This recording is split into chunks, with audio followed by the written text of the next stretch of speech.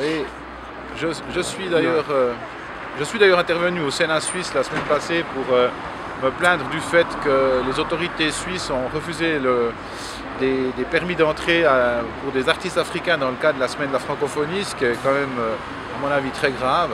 Alors les solutions, elles existent. C'est une ouverture plus grande de la part des pays du Nord, notamment par le fait qu'il faudrait mettre sur pied, avec la Suisse, la Belgique, la France, le Luxembourg, un visa francophone qui permette aux étudiants, aux étudiantes, aux chercheurs, aux artistes africains de pouvoir venir en Europe occidentale.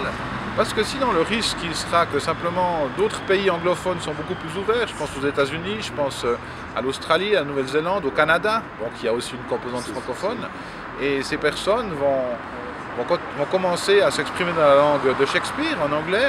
Moi j'ai rien contre l'anglais, mais je pense que si on souhaite promouvoir la francophonie, faire en sorte que des élites apparaissent ou se développent encore dans les pays d'Afrique, il est important qu'on soit beaucoup plus ouvert et qu'il y ait des échanges. Les échanges ils doivent se faire dans les deux sens, pas seulement sud-nord, mais aussi nord-sud, dans la mesure où on aurait beaucoup à apprendre dans les universités africaines, nous autres occidentaux ou gens du Nord. Alors aujourd'hui, c'est la première édition du festival Verbophonie. Vous en êtes l'initiateur aussi avec des collègues. Qu'est-ce que vous visez aujourd'hui?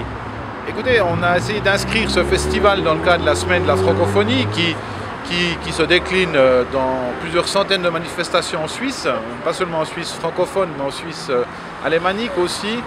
Et il était important de faire en sorte que nous trouvions un accord entre l'association Défense du français que je préside, la délégation suisse à la langue française, l'association des journalistes francophones, pour faire en sorte d'unir nos forces pour promouvoir cette belle langue française, ici à Yverdon, qui est une cité francophone, une cité qui est centrée au niveau de la Suisse romande et qui permet à des gens de tous les horizons et de partout en Suisse de pouvoir venir aujourd'hui à Yverdon.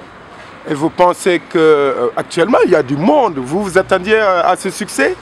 Écoutez, on l'espérait, mais on ne s'y attendait pas forcément. Et il faut dire qu'on a eu une bonne promotion par les médias, que ce soit la radio, la télévision, au niveau national, les journaux aussi, qui ont fait que beaucoup de gens se sont déplacés pour cette première manifestation. Et c'est la première, mais ce n'est pas la dernière. Merci beaucoup, M. le Président. Merci.